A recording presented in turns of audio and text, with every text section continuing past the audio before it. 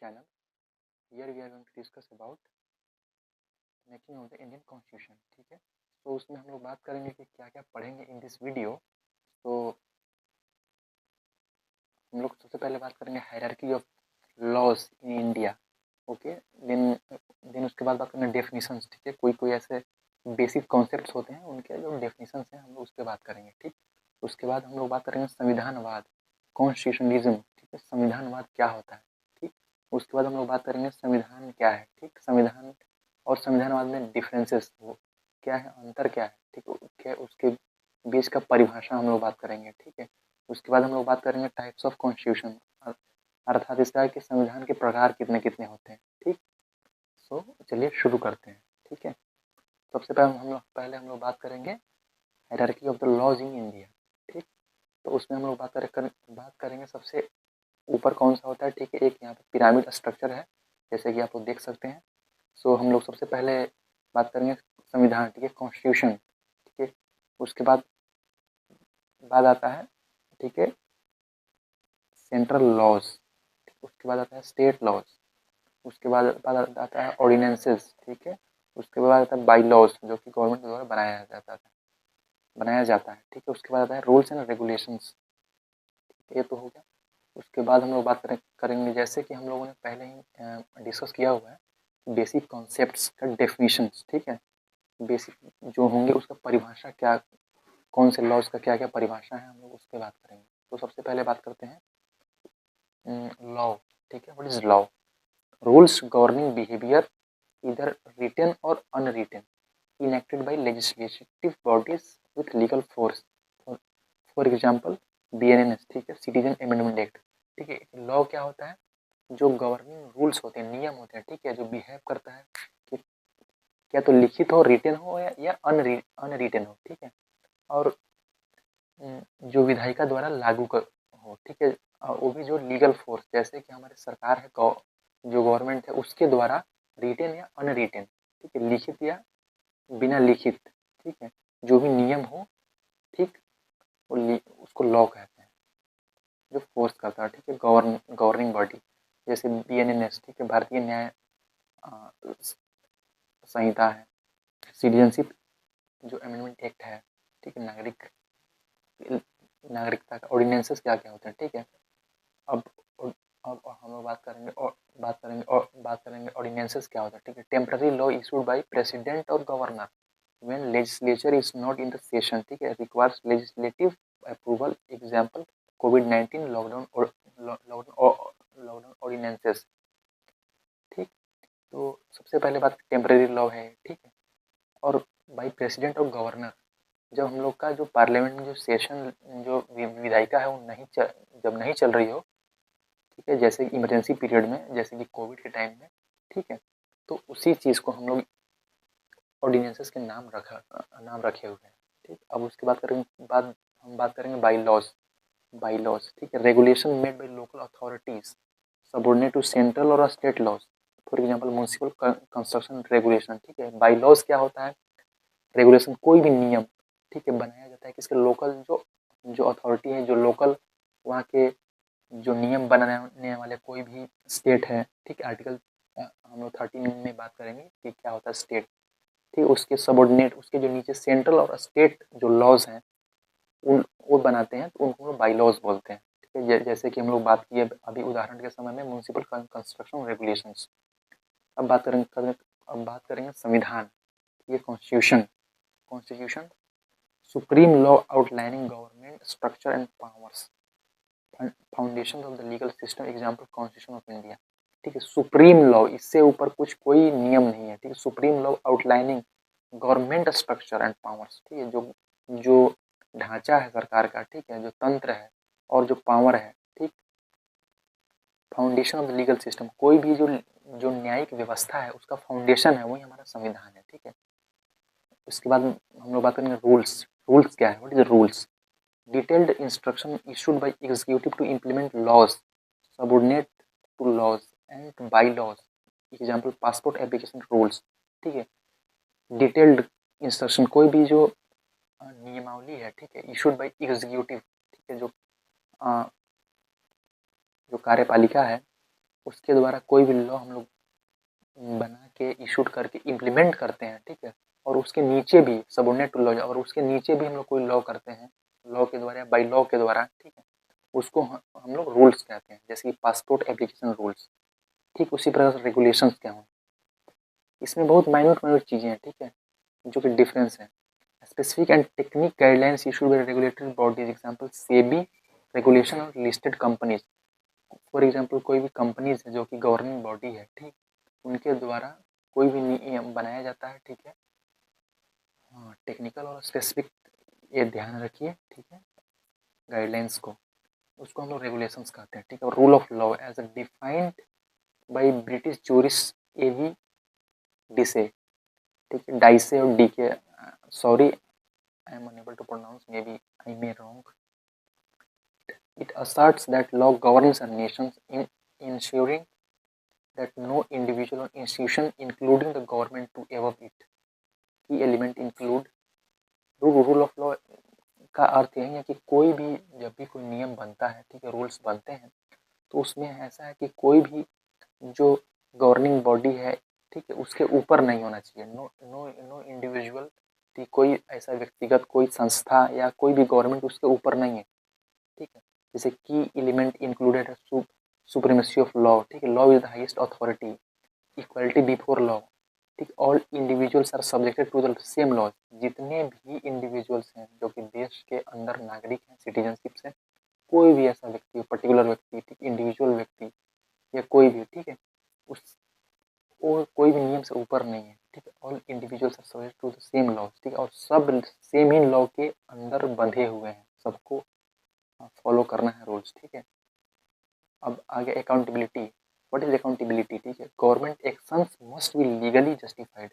कोई भी government action है जो कि हम लोग उसको उचित ठहरा सकते हैं, ठीक है, गवर्नमेंट के अकॉर्डिंग, गवर्नमेंट के कामों के द्वारा, जो कि नियम पूर्वक होना चाहिए, ठीक है, लीगल, यहाँ पे बता रहे हैं लीगल जस्टिफिकेशन, लीगल होना चाहिए, ठीक है। अब लीगल बात करेंगे, legal certainty, laws must be clear, public and stable. जो भी नियम है वो स्पष्ट होना चाहिए, ठीक है, फॉर पब्लिक के लिए, लोगों के लिए, ठीक, एंड स्टेबल, ठीक। अब हम लोग बात करते हैं supreme court of India recognise rule of law and basic structure of the constitution, making it impervious to amends, ठीक है। तो ये यूपीएससी में भी 2018 में भी पूछा हुआ है। The supreme court of India recognise the rule of law as a basic structure of the constitution, making it impervious to amendment, ठीक है। अब हम लोग बात करेंगे संविधानवाद होता क्या है, ठीक, constitutionalism, what is constitutionalism, constitutionalism, constitutionalism क्या है, अकॉर्डिंग टू फ्रेडरिच, फ्रेडरिच, ठीक, सॉरी मुझे प्रोनाउंस करने में थोड़ा सा परेशानी है, ठीक है। कॉन्स्टिट्यूशनलिज्म इंश्योर, सुनिश्चित करता है दैट द गवर्नमेंट ऑपरेट्स, ठीक है, with set rules, promoting fairness and accountability. जो संविधानवाद है वह सुनिश्चित करता है, जो सरकार है, ठीक है, तंत्र है, सिस्टम है, ऑपरेट्स, किसी का भी काम को करने के लिए कुछ रूल्स होते हैं, ठीक है, रूल्स बनाता है, प्रमोट करता है फेयरनेस की, किसी के साथ गलत ना हो, ठीक है, और अकाउंटेबिलिटी सुनिश्चित करता है किसको क्या क्या किसको क्या काम करना है, क्या नहीं काम करना है, ठीक है। इस पे हम लोग बात करेंगे। अब हम लोग बात करेंगे संविधानवाद का प्राइमरी पर्पस क्या है, ठीक है।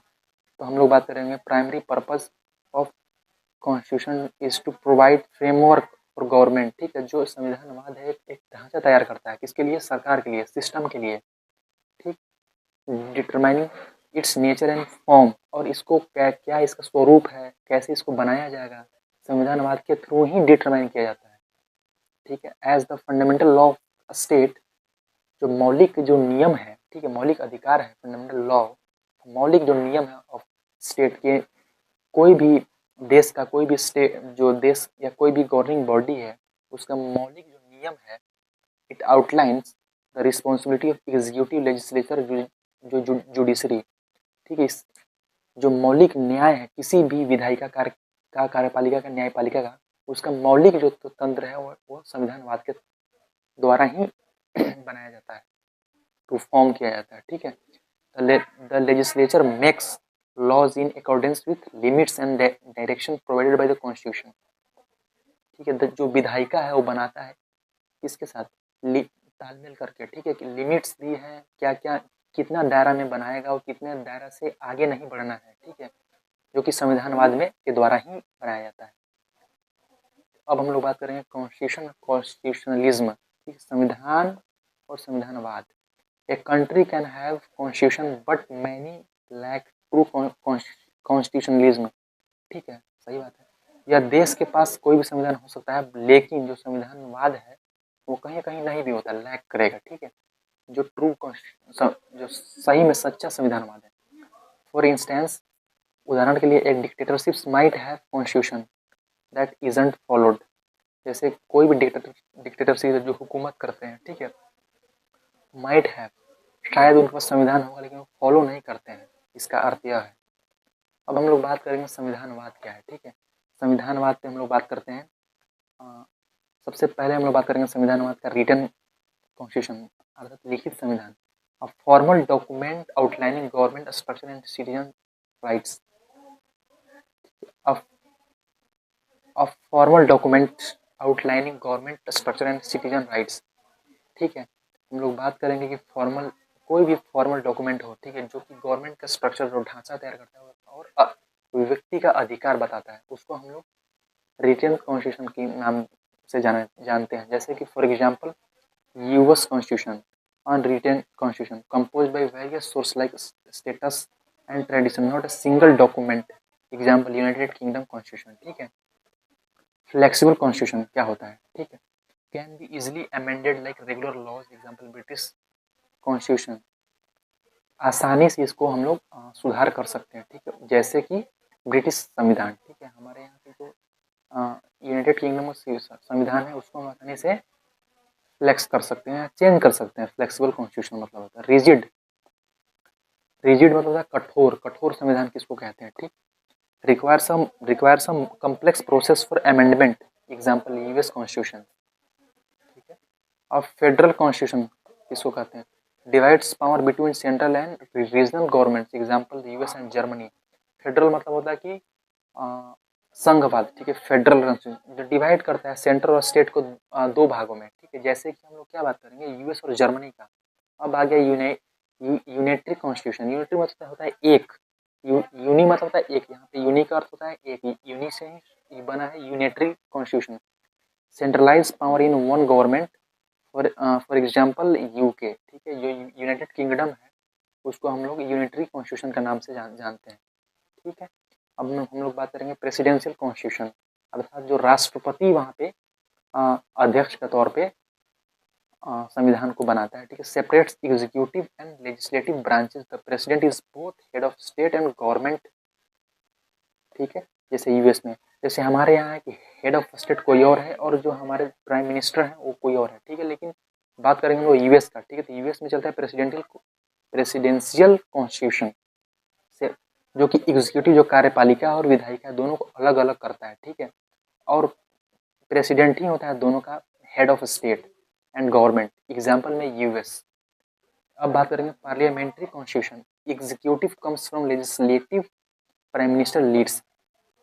ठीक है, for example UK and India, जैसे कि हम लोगों ने बात किया इंडिया का। ठीक है, इंडिया का पार्लियामेंट्री कॉन्स्टिट्यूशन है। ठीक है, जिसमें कार्यपालिका comes with from from legislature. विधायिका जो बात करता है, विधायिका से ही निकलता है क्या, ठीक है, कार्यपालिका, जैसे प्राइम मिनिस्टर लीड्स करते हैं। ठीक है, अब हम लोग बात करेंगे मोनार्क। ठीक है, मोनार्क कॉन्स्टिट्यूशन, जिसमें राजा का सबसे बड़ा नेतृत्व होता है। ठीक है, मोनार्किकल, मोनार्क में होता है राजा, राजतंत्र। ठीक है, रिकॉग्नाइजेस अ मोनार्क इधर लिमिटेड पावर्स, कॉन्स्टिट्यूशनल हो गया, या सिग्निफिकेंट पावर, जिसको एब्सोल्यूट, जिसको निरंकुश बोलते हैं हिंदी में। Example UK and Sweden. Monarch जो राजतंत्र का संविधान है, अर्थात इससे यह पता चलता है कि रिकॉग्नाइजेस अ मोनार्क्स इधर ये या तो लिमिटेड पावर के साथ होगा या एब्सोल्यूट पावर। ठीक है, जो कि कुछ पावर उनके हाथों में होगा, या एब्सोल्यूट पावर होगा, जिसमें आपको सबसे ज़्यादा पावर दिखता है। ठीक है, अपने हाथ में, जिसको हम लोग बोलते हैं निरंकुश। फॉर एग्जाम्पल कहाँ पे था, स्वीडन और यूके। अब हम लोग बात करें रिपब्लिकन कॉन्स्टिट्यूशन। रिपब्लिकन कॉन्स्टिट्यूशन का क्या अर्थ है यहाँ पे, अर्थात गणतांत्रिक संविधान, ठीक है। Establish a republic without monarch, head of state is elected. यहाँ पे ऐसा बात है कि यहाँ पे राजतंत्र नहीं होगा, ठीक है, यहाँ पे लोगों का तंत्र होगा, गणतंत्र अर्थात लोगों का तंत्र, ठीक है। इसमें ऐसा होगा कि जो हेड ऑफ स्टेट होंगे इलेक्टेड होंगे, ठीक। फॉर एग्जाम्पल कौन कौन से देश हैं, तो यूएस हो गया, फ्रांस हो गया। अब हम लोग बात करेंगे थियोक्रेटिक कॉन्स्टिट्यूशन। थियोक्रेटिक कॉन्स्टिट्यूशन का क्या क्या अर्थ है यहाँ पे, based on religious laws and principles, ठीक है।